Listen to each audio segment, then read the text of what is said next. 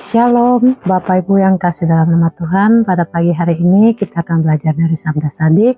Sebelumnya mari kita berdoa. Bapa di surga, pagi ini kami mau datang kepadamu Tuhan, mau mendengarkan suaramu. Biarlah Kau Tuhan berikan kami pengertian untuk apa yang jadi maksud Tuhan, untuk kami dengarkan firman-Mu pada pagi hari ini. Terima kasih Tuhan, dalam nama Yesus, haleluya. Amin.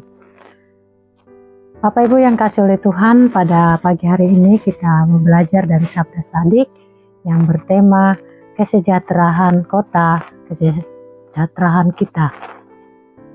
Terambil dari Yeremia pasal yang ke-29 ayat yang ke-7. Usahakanlah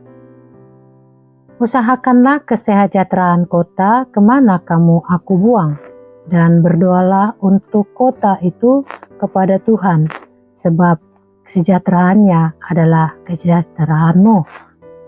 Kita sudah baca dari teks firman Tuhan pada pagi hari ini. Kita mau belajar bahwa kesejahteraan kota, kesejahteraan kita.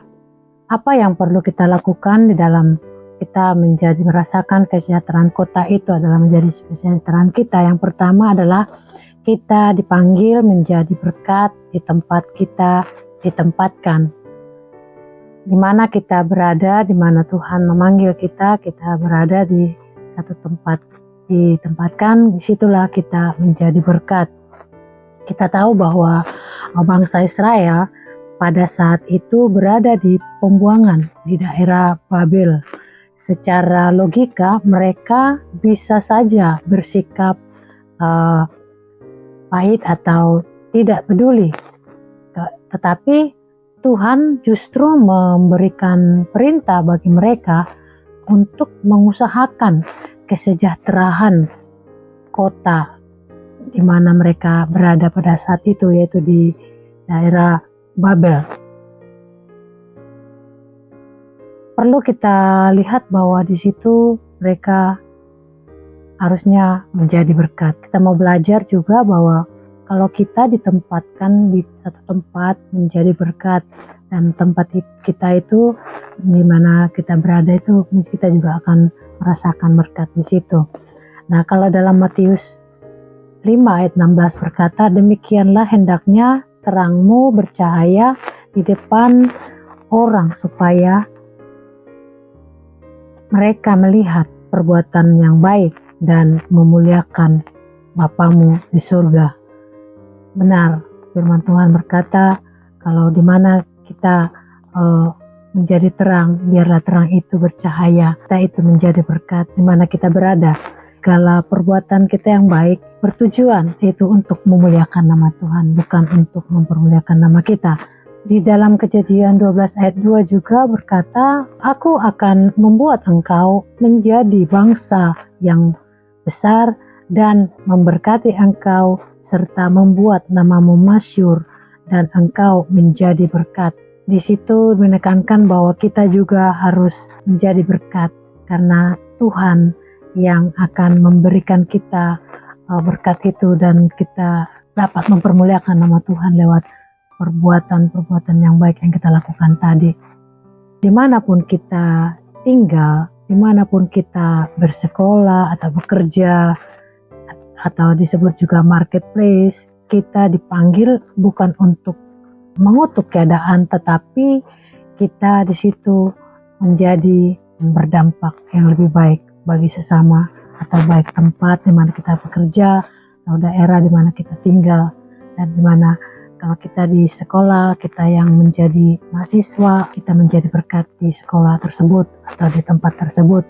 Kalau kita ada di marketplace, kita menjadi berkat di situ. Karena itulah yang diperintahkan supaya kita menjadi berkat. Yang kedua, doa kita mempengaruhi kota tersebut. Tuhan tidak hanya berkata usahakan, tetapi juga berdoalah. Kesejahteraan kota bukan hanya soal ekonomi, tapi Tuhan ingin juga supaya kita mengalami damai dan juga keamanan dan kehidupan rohani yang semakin baik, kita dapat bertumbuh. Jadi doa kita mempengaruhi kota. Apakah kita sudah berdoa buat daerah di mana kita tinggal? mari kita usahakan untuk berdoa supaya damai. Seringkali kita dalam doa pagi, kita berdoa buat kesejahteraan kota atau keamanan dan kenyamanan di daerah di mana kita tinggal. Nah, itulah kita memohon kepada Tuhan, pasti itu didengar oleh Tuhan. 1 Timotius 2 ayat 1-2 berkatakan di situ, berdoa untuk raja-raja dan semua pembesar supaya kita hidup tenang dan tentram. Dalam doa pagi kita selalu mendoakan buat pemimpin-pemimpin, buat pemimpin daerah Jawa Barat, untuk pemimpin bangsa Indonesia, presiden, wakil presiden, dan juga mereka yang ada duduk di pemerintahan yang tertinggi sampai terendah. Kita doakan itu supaya hidup kita akan tenang. Kiranya mereka menjadi takut akan Tuhan dalam menjalankan tugas dan tanggung jawab mereka dalam kepemimpinan mereka. 1 Timotius 2 ayat 1-2 itu ditekankan, berdoa untuk raja-raja dan semua pembesar supaya kita hidup tenang dan tentram. Baik kepolisian atau mereka yang menjadi abdi negara menjalankan tugas mereka dengan baik. Dan saya percaya keamanan dan kenyamanan di bangsa kita atau dimanapun kita berada itu akan sejahtera dan baik. Dan yang selanjutnya di dalam 2 Tawarik 7 ayat 14 juga berkata, jika umatku merendahkan diri dan berdoa, Tuhan akan memulihkan negeri. Ketika kita berdoa untuk pemimpin, lingkungan, dan masyarakat, kita sedang mengambil bagian dalam rencana Tuhan. Kalau dalam kita membuat satu keputusan, mau untuk berdoa, untuk merendahkan diri di hadapan Tuhan, menangisi dan berdoa buat mereka, atau kita datang merendahkan diri di hadapan Tuhan, kita berdoa buat lingkungan, buat masyarakat, buat pemimpin, dan saya percaya Tuhan akan mendengarkan seruan doa kita. Apakah Bapak Ibu sudah mendoakan daerah di mana Bapak tinggal, Ibu tinggal, dan juga di tempat marketplace kita berada? Apakah kita pernah mendoakannya? Saya percaya kita semua mendoakan itu. Karena apa? Dampaknya yang baik akan kita bisa juga kesejahteraannya kita akan alami dalam kehidupan kita. Yang ketiga, kesejahteraan bersama membawa dampak buat pribadi kita secara pribadi. Tuhan berkata, sebab kesejahteraannya adalah kesejahteraanmu. Artinya hidup kita terhubung dengan RT RW atau daerah kecamatan atau bupati atau di mana kota kita ada, kita terhubung dengan mereka. Karena apa? Dengan seperti itu kita akan peduli dengan keadaan di sekitar kita. Amsal 11 ayat 25, siapa banyak memberi berkat, diberi kelimpahan. Siapa memberi minum, ia sendiri akan diberi minum. Jadi kita harus berbuat, yaitu apa? Memberi berkat, kita menjadi berkat, mendoakannya, dan juga akan membawa dampak yang lebih baik buat daerah tersebut.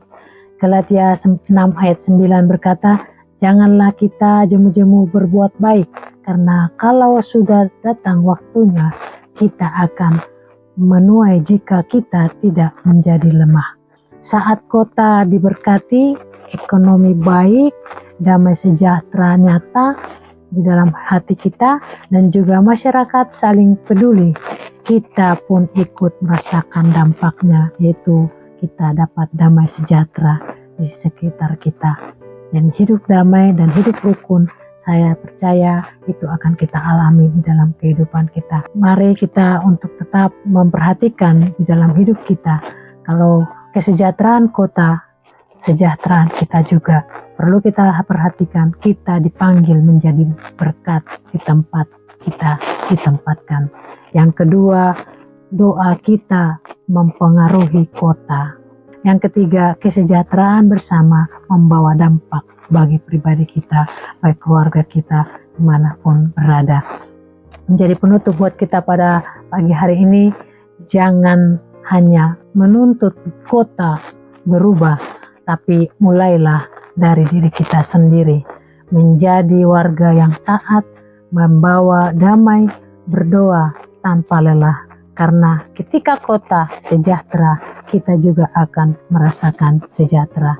Kiranya ini menjadi berkat buat kita, pelajaran buat kita, supaya kita dapat mengusahakan bagaimana kota kita menjadi sejahtera. Untuk itu, mari kita selalu melakukan firman Tuhan ini. Mari kita berdoa. Bapa di surga, kami bersyukur buat pagi ini. Kami boleh mempelajari firman-Mu ya Tuhan, Sabda Sadik, supaya kami dapat menyadari bahwa kesejahteraan kota itu adalah kesejahteraan kami juga. Terima kasih Tuhan, terima kasih Bapa. Kami bersyukur buat pagi ini. Kiranya firman-Mu ini menjadi rema dalam kehidupan kami, untuk kami dapat melakukannya dalam setiap kehidupan kami sehari-hari. Terima kasih Tuhan, dalam nama Yesus kami berdoa. Haleluya. Amin. Shalom.